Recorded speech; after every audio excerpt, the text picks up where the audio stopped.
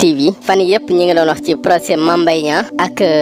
kii di Ousmane Sonko procès bi ginnaaw 2 mois ak 200 millions sursis yu ñu teg Ousmane Sonko ci ay dommages et intérêts ndaxte wute nag amande parce que nee na bu doon amande la moo koy xañ mu dem élection maanaam ay droits civiques am ak politique am mais comme dommages et intérêts la loolu du ci am bu dogal bi daanoo nag ak la xew ca tribunal yëpp parce que bi ñuy wàcc procès bi dañ dem ba egg ci procès bi ñu ne avocat wu Ousmane Sonko bi di Ousseynou Fall dañ ko génnee ci procès bi ordre des avocats ñoo ko daan 24 heures avant procès loolu la lay nuru aussi beneen bi ci topp ñu ne Juan Branco di ab avocat français bu jógee France dinaa ci dikkaat ñoon pour jàppale Ousmane Sonko bokkul ci procès bi parce que bi muy ñëw dafa xas kii di président Macky Sall ne daal nguuru jaay doole la yor teg ci Sénégalais yi dañoo war a bañ loolu mu posté ko moom Juan Branco nag ñi ko xam mooy ab doomu France la doon xale juddu 89 bu mu juumul doon ab avocat mais aussi sonal nguuru Macron maanaam moom bañkat la fippukat la bokk ak parti ak ki naan Jean-Louis Mélenchon maanaam la France insoumise maanaam France boo xam ne dañ na ñoom dañuy bañ mais aussi gilets jaunes yi doon fépp ca France mu doonoon seen avocat kuñ ci jàpp mu dem taxaw la maanaam moom ab bañkat la xeexkat la teg ci mu mësoon a bind ab téere wax Macron ba naan macaroni nu ko neex lay wooy Emmanuel Macron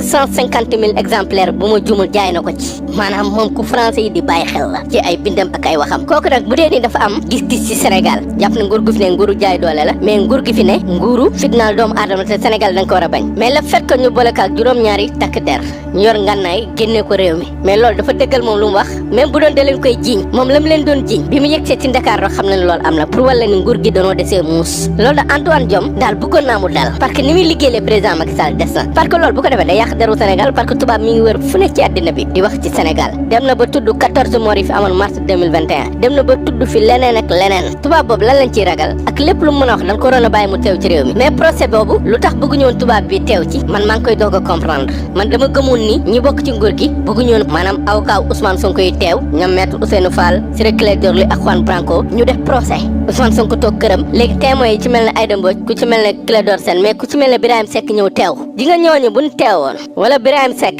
téeréem boobu noonu mu liiraat ko foofu damay ragal Mame Mbaye génn salle bi daw maanaam li avocat yi bañ a bokk tooguñu waxtaan public bi di déglu bu boobaa dinañ xam lan moo nekk ci rapport Prodac man la mu bëggoon loolu Mame Mbaye Niang bi mu génnee pour wala ni ñoom seen lépp ci tappale lañ ko dafa ne gañe naa li mooy wane ni seetal na ma ci Prodac procès en diffamation ñun daa am ñu ñuy laaj rek ñu ñuy wax diffamation xam mooy lan ma ñëw kër Cheikh Bara Ndiaye na ma mënuma sàcc na mais indiwul preuve yi wane ni man maa jël kuddu bi te mu leer man maa sàcc man bu ma ko porté plainte diffamation mën nañu daan Cheikh bokkul maanaam yow mën nga nekk sàcc yóbbu nit diffamation ñu daan ki la jiñ kon le fait que ñu àtte ko ne Ousmane Sonko 2 mois ak 200 millions dommages et intérêts loolu nekkul ni Mame Mbaye Niang dafa sedde loolu tax ñoom ci biir wax yi dañuy nax nit ñi loolu tax ñun suñu chronique yi te ñi bëgg di leeral kon bu nu amoon ñu layoo fa seen toog maanaam def ko ñaari fan xëy ci xëyaat ci billahi balaa ñuy joxe verdict damay ragal juge bi lem ay kayitam procureur lal ay kayitam mais loolu lépp taxuloon woon jóg mooy lu leer ndax ci réquisitoire procureur bi ak kaddu yu El Hadj Diouf ñoom la leen fa nekkoon xas Ousmane Sonko rek xas Ousmane parce que ñoom li ñu bëggoon amuñu ko mooy Ousmane Sonko teew ñu yàq teram di ko xas li ko ñemewul wax dëgg-dëgg ñu toog di ko wax mu toog pour ñu humilier ko comme li ñu bëggoon ci mbiri Adji Sarr du moo def ak deful mais ñu toog jël benn xale bu jigéen ngemb ko mi yàq teram maanaam seetloo bi ñu génnee seen communication mooy fenkat la xoolal Mame Mbaye Niang li mu wax ci conférence de presse mujj maanaam ab fenkat la boo xam ne dafa fen ba ñëpp gëm ko waaye dina fen ba ñëpp folli ko maanaam ñoom léegi jaay nañ ñu violeur bi doxul jaay nañ ñu lii di terroriste bi doxul jaay nañ ñu rebelle bi doxul jaay nañ ñu force spéciale doxul après dinañ ñëw sax ci commando yi jaay nañ ñu lu la ci Sonko léegi nag fenkat bi la ñu bëgg a indil ma dégg benn analyste politique boo xam ne gëm naa ni dafa commencé jëm mag mu ne Sonko nay wax lu ko leer parce que li ko daloon ci diggante Mamour Diallo ñaaka wax lu ko wóor la Mamour Diallo kan moo ko seetal kan moo wax ni jëlutuñ 94 milliards kenn waxu ko de mais mbiri Mame Mbaye Niang tamit kenn waxul Mame Mbaye Niang jëlul 29 milliards dañ ne Ousmane Sonko yow mi ko wax yan seede nga ci am seede yooyu du ko indi parce que recel document administratif lay bañ même bu yore preuve yi fan la koy génnewee kon ñoom danoo nekk ci mbiri tappale li lay wan ne nag kaddu Mame Mbaye Niang des na ko mën a jàppe ab poisson d'avril comme ñi ngi ci weeru avril Mame Mbaye génn janook tas ko du xawaar ay kàddoom la dañuy nangu kër Sonko daf maa war a fay 29 milliards dampee ma ko leen ma dampee dama kaa xeeb ceci ou cela pour wala ni rek dañuy nangu këram xaalis bi mooy jox dama koy jox daa lii nii kërëb di wax waxu naxa sa xandang yoo xam ne yow da ngay gëm ni kii amul lu sérieux ci moom léegi nag Mame Mbaye ñaar ñoo ko dugal ci mbir mi lu daraay yoon léppi politique la man loolu laa gëm politique bi ci njëkk mooy moom pour mu exister politiquement pour ñuy tudd Mame Mbaye Niang maam parce que affaire tey bu dul Macky Sall Mame Mbaye rek ngay dégg te moom loolu la ci bëgg dem tribunal yéeg wàcc ñu naan Mame Mbaye Sonko beneen bi ci topp mooy Mame Mbaye da doon carte mais dafa jouer perte mooy ñu ne daan nañu Ousmane Sonko invalidé nañ candidature am moom loolu la ci bëggoon pour ñu ne Mame Mbaye moo tax Ousmane Sonko demul élection parce que li lay wan ni loolu lañ ci bëggoon mooy même Mame Mbaye ak humiliation toroxal Sonko mooy Sonko li mu daj ci digganteem ak Mame Mbaye Niang daju ko ci digganteem ak Adji Sarr te li nga ko jën ci Adji Sarr moo gën a garaaw maanaam ci digganteem ak Mame Mbaye Niang ngeen gis Ousmane Sonko ñu toj ay vitram barricade këram maanaam ñu ne pompe nañ ko pompe ñu baab de waaye ci la tëddee ci hôpital ba am certificat médical fukk fan maanaam li mu dund ci procès bi en diffamation maanaam moom waxuma la 200 millions ak 2 mois sursis looloo gën a sedd ci moom waaye ba ca yaram wa sax ak fitna jëm ci njabootam ak ñoom it seen te pour man Mame Mbaye loolu rek la ci bëggoon mooy toroxal ko mais humilier ko politiquement maanaam liñ ko ñemewul woon def yëpp fexe nañ ba ci procès bi ñu def ko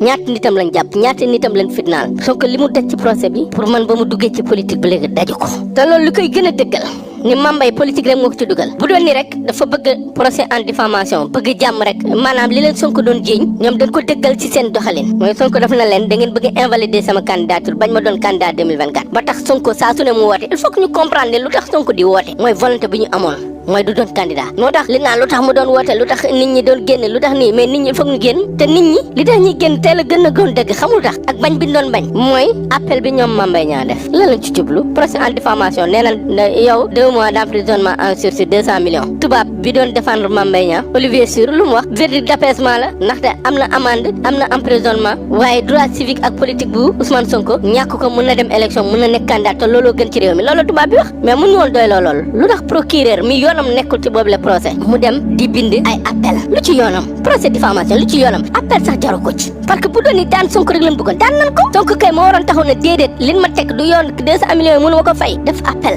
mais ñu gaawantu ne dañuy dugal appel kon ñoom bëgguñu jàmm parce que buñ bëggoon jàmm mais dañuy def ni waa Yewwi Askan Wi xam ne ñu bari ñi ngi naan Yewwi Askan Wi peut-être communiqué bind dugal ci armée beeg yooyu loolu mënoon na ñàkk au gradé lan wax armée bi wedd mais armée wedd rek la mën a def au gradé waxtaan ak Yewwi Askan Wi mais duñ ñëw di dugg ci mbiri politique naan ñoo waxtaan ak ñoom mais mën nañ ko waxtaane ba pare non nii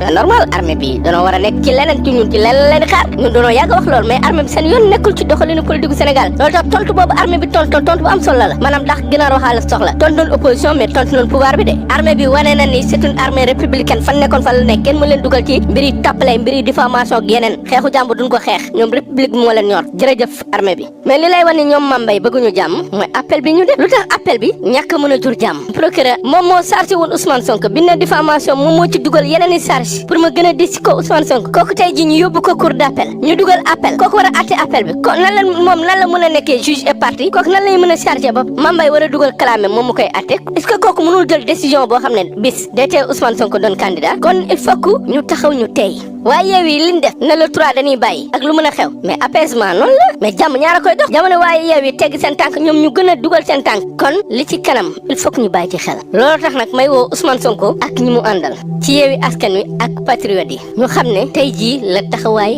war a gën a am bu leen gars yi nalawal leen ba ñu nalaw ñu xëy jël fi décision boo xam ne day tee Ousmane Sonko doon candidat parce que nag buñ mënul dara ci mbiri Mame Mbaye Niang mbiri commando yi ñuy wax mbiri force spéciale mbiri rebelle mbiri force occulte ñaata yoon lañ ko fi waxul mais bu demee ba ci kanam lan moo ci feeñ ñoom Amidia du ñun ñu dëkk Géejawaay juddoo fa xam famem ñun dañoo mën a gëmal ne Amidia ab force spéciale la yëngal réew ci la ne tey jii balaa ñi ñuy wax loolu nañu wax ci Ousmane Kabiline Diatta fii la Amary Faye mi procureur wa Imran Kabiline Diatta tey jii dañu war a wax Kabiline Diatta ak rebelle mu àndoon anañu force occulte yi na mars 2021 anañu terroriste yi ñu doon wax ci mbiri Ousmane Sonko anañu Ousmane Sonko boo gis ni ñu tegee Pastef mi ngi ci leneen man ni ma comprendre Pastef da ngay xool ñi wër Ousmane Sonko ñan la ay Birame Souleye ay ñoom Bassirou Diomaye El Malick Ndiaye ay Amadou Ba ngay xool Pastef ñi ko wër te il faut que nit ñi xool la personnalité de Ousmane Sonko ak ñi ko wër Diomaye di nga ko xool naan nitu fitna la man mi musa waxtaan ak moom ñooñ lii taal réew du jóge ci ñoom parce que nag dama gëm ni ñi yor réew mi gën ñu leen bëgg réew mi ñoom ñu dem ba jël baatu patriotisme def ko bàkk ci réew mi waxatuma la ci Afrique mooy bëgg sa réew gëm ko bu ñuy mars duñ jël seen drapeau parti mais drapeau Sénégal la ñuy jël hymne national bu Sénégal la ñuy ubbee ñooñu ay boddi compté ay divisé nekkul seen mbir Pastef dafa enrichir le débat politique au Sénégal yóbbu ñu beneen niveau débat bi ci wàllu koom-koom mais indil ñu renouvellement yeneen i nit yoo xam ne xamuñu leen woon Pastef nekk un patrimoine national un patrimoine africain ñu war ko sàmm ñu nekk politique nu waaye ku gis nen ne nene ngi mu doonoon gis-gis bu nu xat